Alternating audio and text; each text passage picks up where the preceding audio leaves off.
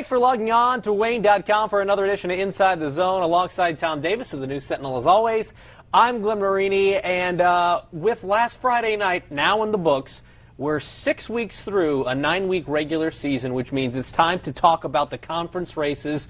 We're going to hit the 4 major conferences in our area. But first off, Tom, anything that really stuck out to you about Week 6 that we should talk about? Well, in the NHC, the big matchup was New Haven going out to Columbia City, and New Haven was upset in overtime. Well, I don't know if you should call it an upset or not, but that was the big game last week as far as determining conference races go.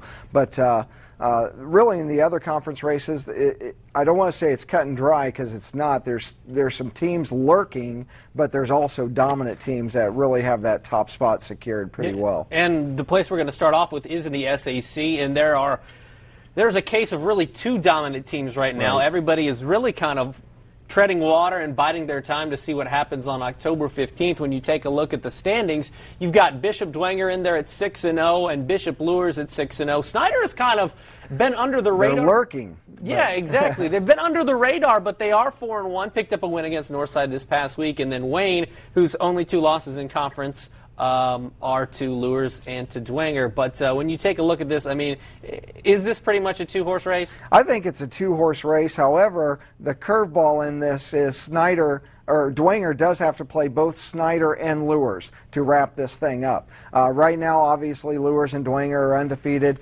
Dwenger looked as good as they've looked all year last week. They did get off to a slow start against Wayne, but by about midway through the second quarter, they started cranking it up, and they were just dominant the rest of the way.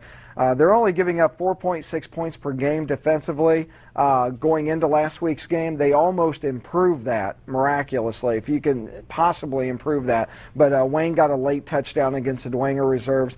So, yes, everybody's kind of looking ahead to that October 15th matchup at Luers, which will be just epic. However, it's not beyond comprehension that something could happen because Dwenger does have to play Snyder and Luers both. When you take a look at Luers' schedule, they got wins against Snyder and Wayne, so pretty much everybody in the conference that's competing for a conference championship except Dwenger, who they haven't played. They've got Northside this Friday. Is that a game that might slip up? I don't know. I know Coach Lindsay and those guys will have their team prepared, but as a high school kid, a 14, 15, 16-year-old, is that a game you may be overlooking? Northside might be able to slide in there? Well, a few weeks ago, if I would have told you that Harding was going to scare the bejesus out of Luers, you would have told me I was nuts, but that's exactly what happened. And then this past weekend in the ACAC, who in their right mind thought South Adams was going to be able to knock off Adams Central? Not only just knock them off, they pounded them. So when you're dealing with kids, anything's possible. Northside does have ability. They could knock off Luers. I don't think they will, but it's possible they could. I believe on College Football Game Day on ESPN they call that a trap game. It could be. That's the buzzword, is trap game.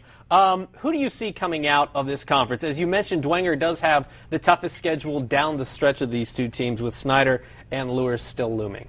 Well, I think Dwenger will come out as conference champion.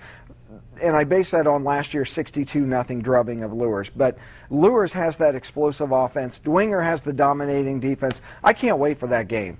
I mean, I really don't know what's going to happen there because of those 2 extreme factors. However, I would have to go with Dwenger as the favorite just based on history. You have to like Luers, though, getting a little bit healthier each week. Kenny Mullen, Steve Kiermaier feeling a little healthier, and that's always tough to go up against guys like that. Let's move on to the NHC now, where this is the most interesting conference race, I think you could say, out there. It's a mess. When you take a look at the overall records, you've got 4 teams 5-1, and then you take a look at the conference marks as you see on your screen. East Noble 4-0, Columbia City 3-1, Homestead 3-1, New Haven 3-1. When you take a look at what could happen this Friday night, it's going to go down to the wire, really. And it starts this Friday when East Noble plays Columbia City up in Kendallville. That should be a good one. It will be a very good game. Columbia City got past New Haven last week with some help of some questionable calls. I'll leave it at that. Actually, I won't leave it at that. There were a lot of questionable calls. But East Noble controls their own destiny, and that's all you can really ask for.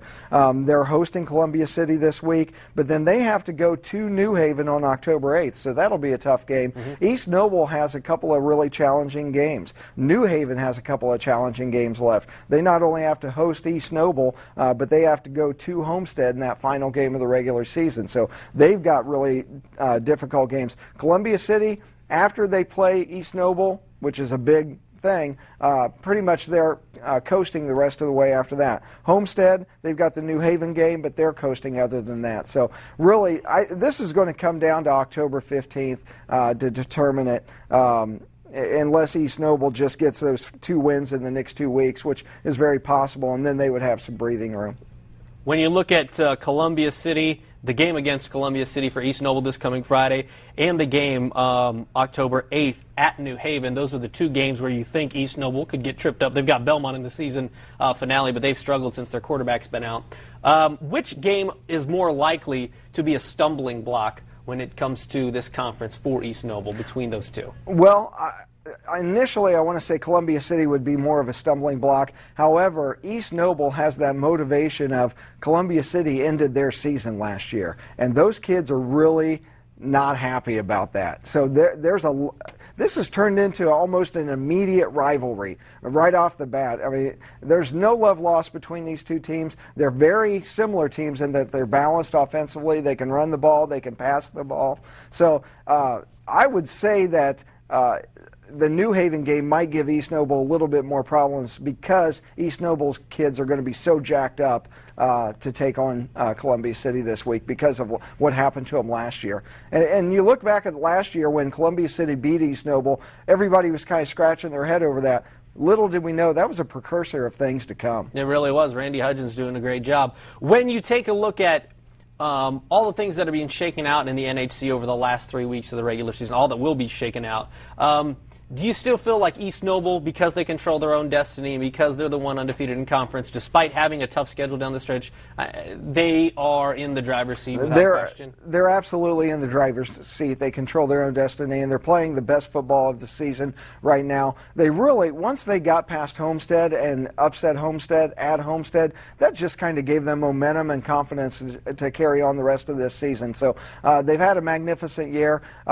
And certainly they should win the league, but, you know, like we said, anything can happen on any single night. I've been most impressed with A.J. Dove. He's kind of the guy I've seen taking the biggest steps from last year to this year, really in the area as far as his quarterbacking goes, as far as running the football. Right. He's a guy that I would vote as the most improved player in the area. Well, it's hard to say he was the most improved because he was darn good last year, but you're right. He really elevated his game this year. He did so when Tyler Truax went out with an injury, and he needed to run the ball more, like in that Homestead game. And you're right, he is so difficult to cover because he can throw the ball well, he can run the ball well, he's confident, he's calm under pressure. I mean, we saw him in as big a pressure of a game as you can possibly play in, and he was making plays down the stretch. So East Noble's just had a special year this year. He was throwing completions, falling down underhand, doing all sorts of crazy that's right. stuff. Favre-esque stuff that I think New Haven, or excuse me, East Noble fans will remember for a long time.